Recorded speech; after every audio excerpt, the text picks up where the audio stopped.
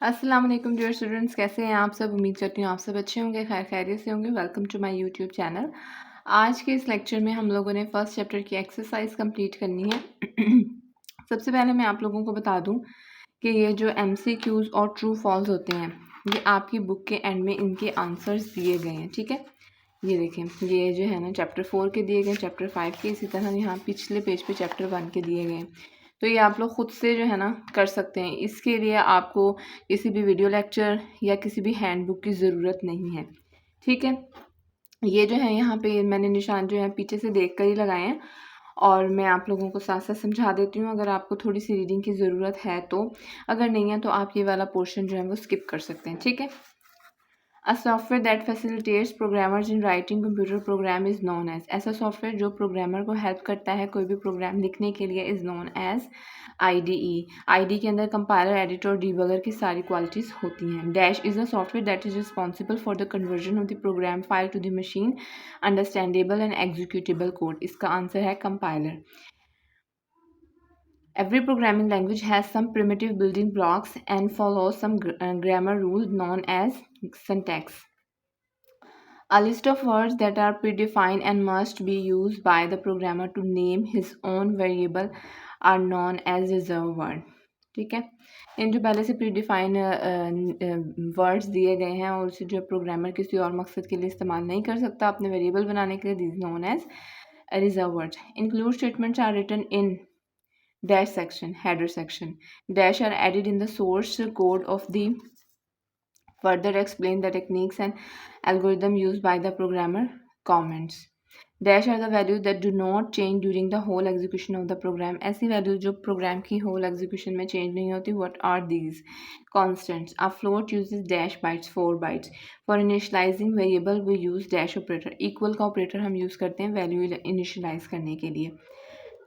Dash can be thought of as a container to some constant variable. कहता है variable को हम एक कंटेनर भी समझ सकते हैं कोई वैल्यू स्टोर करने के लिए। यहाँ पे है ट्रू फॉल्स।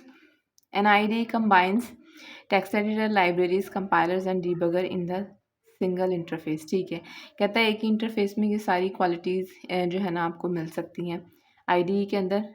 ट्रू है। Computers require the conversion of the code written in program file to the machine language in order to execute it. True. कहता है कंप्यूटर को जो है जो प्रोग्राम लिखा है आपने किसी भी लैंग्वेज में, it is needed to convert it into a machine language. ठीक है। Column is a reserve word in a C programming language. False, column कोई वर्ड नहीं है। Comment goes here is a valid comment. Asterisk और comment goes here. Single line comment है तो double slash आना चाहिए था, फॉल्स है। Float can store a real number up to 6 digits of precision. कहता है फ्लोट जो है एक रियल नंबर को स्टोर कर सकता है up to 6 digit of precision. ये क्या है? ट्रू है। उसके बाद है डिफाइन द फॉलोइंग। आप लोगों ने इन जो नीचे 5 जो आपको डेफिनेशन दी गई हैं इनको डिफाइन करना है। IDE कंपाइलर, रिजर्व और मेन सेक्शन, ये मैं आप लोगों को प्रीवियस लेक्चर में जब मैंने ये पढ़ाए हैं ना टॉपिक्स, इसके साथ ही बता चुकी हूँ। उसके बाद है करेक्टर डाटा टाइप। तो करेक्टर डाटा टाइप की एज सच डेफिनेशन तो कहीं पे भी मौजूद नहीं है, लेकिन हम जो है यहाँ से कर लेंगे इसे। इसकी करेक्टर डाटा टाइप की जो है ना यहाँ से हो जाएगी। To declare character type variables in C we use the word char. It takes up to 1 byte of the memory for storing a variable of the type char can store only 1 character. ठीक है, ये इसका हो जाएगा यहाँ से यहाँ तक आंसर करेक्टर डाटा टाइप का। उसके बाद है briefly answer the following questions. तो इनका जो है हम देख लेते हैं कहाँ से बनते हैं। Why do we need a programming environment. हमें प्रोग्रामिंग इन्वायरमेंट की क्यों ज़रूरत पड़ती है? तो हम पेज नंबर 2 पे जाएंगे। ये यहाँ से बताया गया collection of all necessary tools for programming makes यहाँ पे, और ये इसकी जो मेन आंसर है। It is essential to set up a programming environment before we start writing program. It works as a basic platform for us to write and execute the program. वैसे ये question कभी भी लॉन्ग क्वेश्चन के तौर पे आ नहीं सकता क्योंकि इसका आंसर इतना सा ही बनता है, और अगर आ जाता है प्रोग्रामिंग इन्वायरमेंट के बारे में तो ये कर लेंगे और आप थोड़ा सा IDE डिफाइन कर देंगे अगर लॉन्ग क्वेश्चन आ जाता है। वैसे ये आएगा नहीं क्योंकि क्वेश्चन का आंसर ही सिर्फ ये बन रहा है, तो ये शॉर्ट ही होगा। फिर write the steps to create a C program file in the ID of your lab computer। तो इसका आंसर ये है, ये देखें, पहले सबसे पहले तो आप इसका स्क्रीनशॉट ले लें अगर आप जो है इसी तरह लिखना चाहते हैं तो, ठीक है। यहाँ पे आ जाएगा ओपन एन IDE सॉफ्टवेयर। आपने कोई भी IDE सॉफ्टवेयर जो कि इंस्टॉल है आपके कंप्यूटर में, फॉर एग्जांपल डेवलपर C++, आपने ओपन करना है bye double click on icon. जो उसका आइकन बना हुआ है डेस्कटॉप पे उसके ऊपर डबल क्लिक करना है।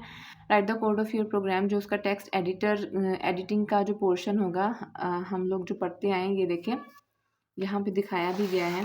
मैंने आप लोगों को जब लेक्चर दिया था तब समझाया भी था कि हर जो है IDE का एक टेक्स्ट एडिटिंग पोर्शन होता है। ये देखें, ये रहा, ये जो है ना इस तरह की विंडो ओपन हो जाएगी। ये टेक्स्ट एडिटिंग पोर्शन है। यहाँ पे आपने अपना प्रोग्राम जो है राइट करना शुरू कर देना। जब आप अपना प्रोग्राम का कोड राइट कर लेंगे, आपने फिर उस प्रोग्राम को सेव करना है किसी भी डिज़ायर्ड नाम के साथ, कोई भी नाम आप रख सकते हैं, ठीक है। फिर उसको कंपाइल करना है, प्रोग्राम को compile the program and correct the errors if find. जब आप कंपाइल करेंगे, अगर कोई उसके अंदर एरर होगी तो वो आ जाएगी, आप उसे ठीक करेंगे और फिर नेक्स्ट जो है आप प्रोग्राम को रन करेंगे और आउटपुट आपकी स्क्रीन पर आ जाएगी। Clear?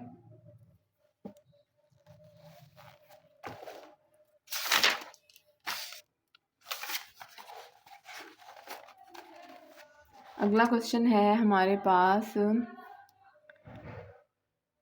Describe the purpose of compiler. जो मैंने कंपाइलर की डेफिनेशन करवाई थी ना आपको पेज नंबर 5 के अंदर, वही आप लोगों ने करनी है, ठीक है। अगर आप लोग मेरे प्रीवियस लेक्चर्स ले रहे हैं ना, तो आपको ये एक्सरसाइज मेरे साथ सॉल्व करने की ज़रूरत ही नहीं है। आपको बहुत अच्छे से पता होगा कि कौन सा आंसर कहाँ से बनता है, ठीक हो गया।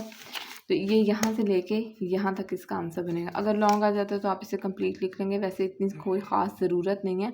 शॉर्ट ही होता है कंपाइलर, कभी भी लॉन्ग नहीं आता। अगर लॉन्ग आए तो कंपाइलर आ जाएगा, साथ कोई और एक पॉइंट आ जाएगा, तो वो एक इतना आप कंपाइलर का लिख देंगे, दूसरा पोर्शन आप दूसरे का लिख देंगे, तो आपको मार्क्स जो है वो मिल जाएंगे। फिर उसके बाद है list down the 5 reserve words in C programming. अब देखेंगे ये लिस्ट डाउन, आपने कोई से 5 reserve word C programming language में लिखने हैं। तो ये लॉन्ग क्वेश्चन तो हरगिज़ भी नहीं हो सकता, ये शॉर्ट ही है ऑलमोस्ट। तो हम यहाँ पे पेज नंबर 6 खोल लेंगे और ये जो टेबल दिया गया है, ये यहाँ पे सारे सी लैंग्वेज के रिजर्व वर्ड्स हैं। आप इसमें से कोई से 5 जो है ना वो लिख देंगे, ठीक हो गया। उसके बाद है discuss the main part of this structure of C programming. Main parts जो हैं आप स्ट्रक्चर के, ये यहाँ पे है, ये लॉन्ग क्वेश्चन है, ठीक है, और ये आता भी है और ये इंपॉर्टेंट भी है। तो इसके जो मेन पार्ट्स हैं यहाँ से लेके 1 से लेके 3 तक आप कर देंगे, ठीक है। और ये मैंने पढ़ाया बहुत अच्छे तरीके से, आप लोगों को समझ आ गया होगा। Why do we use comments in a programming language. हमें प्रोग्रामिंग लैंग्वेज में कॉमेंट्स की क्यों ज़रूरत पेश आती है। पर्पज़ ऑफ राइटिंग कमेंट्स, ये आप लिख देंगे। ये आपका शॉर्ट क्वेश्चन ही है, लॉन्ग क्वेश्चन नहीं है। लॉन्ग क्वेश्चन होगा तो इसमें आपसे जो है ना टाइप्स भी पूछ लेगा जो एग्जामिनर है, ठीक हो गया। फिर differentiate between constants and variable. अगर तो आपको कॉन्स्टेंट और वेरिएबल जो है वो आपको लॉन्ग में आ जाता है, तो आपने कांस्टेंट की डेफिनेशन और उसकी टाइप्स, इसी तरह वेरिएबल की डेफिनेशन और उसकी टाइप्स लिख देनी है, ठीक हो गया। लेकिन वैसे ये आना नहीं है, ये आता नहीं होता, आपको ये शॉर्ट में ही आएगा। शॉर्ट में अगर आपको आ जाता है ना, तो आप ग्रॉसरी का ये वाला पेज नंबर 17 खोलें। कांस्टेंट, आप इस तरीके से इसको लिखेंगे क्वेश्चन को, कांस्टेंट्स, ठीक है, और दूसरी साइड पे वेरिएबल्स।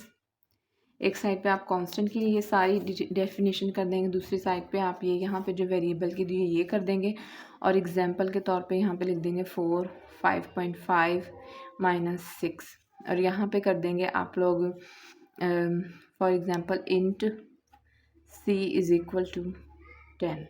दैट्स इट, ठीक हो गया। ये आपका शॉर्ट क्वेश्चन हो जाएगा और आपको फुल 2 मार्क्स मिल जाएंगे अगर आप एग्जांपल भी साथ मेंशन कर देंगे डेफिनेशन के साथ। फिर है डिफ्रेंशिएट बिटवीन चार एंड इंट। आपने डिफ्रेंशिएट करना है बिटवीन चार एंड इंट।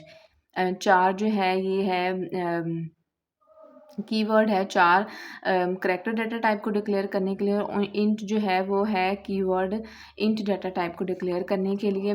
तो इसका क्लियर जो है ना आंसर यहाँ से बन जाता है। आपने ये इंटीजर वाला यहाँ तक कर लेना और करैक्टर वाला यहाँ तक कर लेना, ठीक है। सेम ऐसे ही करना है जैसे आपने वेरिएबल और कांस्टेंट का किया था, कि लाइन लगानी है दरमियान में, एक साइड पे 4 और एक साइड पे इंच लिख लेना, और ये ऐसे, ठीक हो गया। फिर है how can we declare and initialise a variable, हम वेरिएबल को कैसे डिक्लेयर और इनिशलाइज कर सकते हैं, ये लॉन्ग क्वेश्चन है, ठीक है। यहाँ पे आप वेरिएबल डिक्लेरेशन और इसके बाद वेरिएबल इनिशलाइजेशन करेंगे, ये आप लोग इसका पैराग्राफ करेंगे और एग्जाम्पल, इसी तरह यहाँ पे इसका पैराग्राफ करेंगे और यहाँ पे एग्जाम्पल। ये जो एक ही चीज़ की 4-4 5-5 एग्जाम्पल दिए ना, इसको करने की कोई ज़रूरत नहीं, एक एग्जाम्पल कंप्लीट बस एक आप करेंगे एग्जाम्पल, इतनी सारी आपको करने की ज़रूरत नहीं है, ठीक है। उसके बाद है मैच द कॉलम, ये कॉलम भी जो है यहाँ पे आप स्क्रीनशॉट ले लेंगे, बुक के पीछे भी सॉल्व किया गया इसके आंसर, तो ये आप कर लेंगे, बहुत इजी है। आईडी कौन सा, सी लाइन इसका ID. Text editor Notepad example है text editor. Compiler machine executable code है। प्रोग्रामिंग लैंग्वेज इसमें आ जाएगा इसका आंसर जो है पाइथन। फिर उसके बाद है रिजर्व वर्ड, यहाँ पे आ जाएगा स्ट्रक्ट। फिर है बी लिंक सेक्शन, इसमें आ जाएगा इंक्लूड हैश स्टेटमेंट। फिर उसके बाद है बॉडी ऑफ मेन, ये वाला एच वाला यहाँ पे गलत हो गया थोड़ा सा, यहाँ पे एच आ जाएगा, ठीक है। फिर उसके बाद है कमेंट के अंदर आ जाएगा हमारे पास ये वाला, ये कमेंट है, ठीक है। मल्टी लाइन कमेंट बनाया हुआ है यहाँ पे, क्लियर, ये इसकी एग्जांपल है। उसके बाद नेक्स्ट पेज पे देख लें प्रोग्रामिंग एक्सरसाइज में सबसे पहला क्वेश्चन है with the help of your teacher open the ID installed on your computer lab for writing the C program. तो जो भी आपकी लैब में इंस्टॉल्ड आईडी ही आपने अपने टीचर की हेल्प से जो है उसे ओपन कर लेना। बहुत सिंपल है, वैसे आपके टीचर से खुद भी करवाएंगे आप लोगों को, लेकिन एक कंप्यूटर होगा उसके ऊपर इंस्टॉल्ड होगा, डेस्कटॉप पे उसका आइकन बना होगा, जैसे ही आप डबल क्लिक करेंगे वो जो है सॉफ्टवेयर खुल जाएगा, इसमें कोई रॉकेट साइंस नहीं है। उसके बाद write the following program on editor and save it is the welcome dot C. आपने ये जो नीचे कोड दिया हुआ है ना, ये कोड आपने उस एडिटर में लिखना है जो आप अपने कंप्यूटर लैब में खोलेंगे, और उसका नाम आपने वेलकम डॉट सी सेव करना है। जब आप प्रोग्राम को सेव करने लगेंगे तो प्रोग्राम का नाम जो है हम वेलकम डॉट सी के नाम से सेव करेंगे और उसको रन करना है और फिर आउटपुट देखना है। ये पहले जो 2 क्वेश्चन है ना, ये आप लोगों ने अपने कंप्यूटर लैब में करना है, ये प्रैक्टिकल पोर्शन है, ये आपको पेपर में नहीं आएगा, ठीक हो गया। ये वाला क्वेश्चन आपको पेपर में किसी सूरत नहीं आएगा। दूसरा आ गया write a program that declares variable of appropriate data type. ये सेम जो मैंने आपको यहाँ पे करवाई थी, ये वाली एक्टिविटी, ये बिल्कुल वही है। Initial letter of your name, your gender था ना, यहाँ पे आ गया हिज नेम हिज जेंडर, आपके बेस्ट फ्रेंड का his name his gender his age his height. आपने सिर्फ बताना है कि इन वेरिएबल्स को आप क्या नाम देंगे और कौन सी डाटा टाइप में इसको डिक्लेयर करेंगे, ठीक है। एक्सरसाइज हो गई है ख़त्म। आई होप आप लोगों को समझ आई होगी। अगर फिर भी इसमें कोई क्वेश्चन है जो आप लोगों को नहीं समझ आ रहा तो please do comment, I will tell you इंशाल्लाह। तब तक के लिए अल्लाह हाफिज़। कल जो है हम लोग शुरू करेंगे 2nd चैप्टर।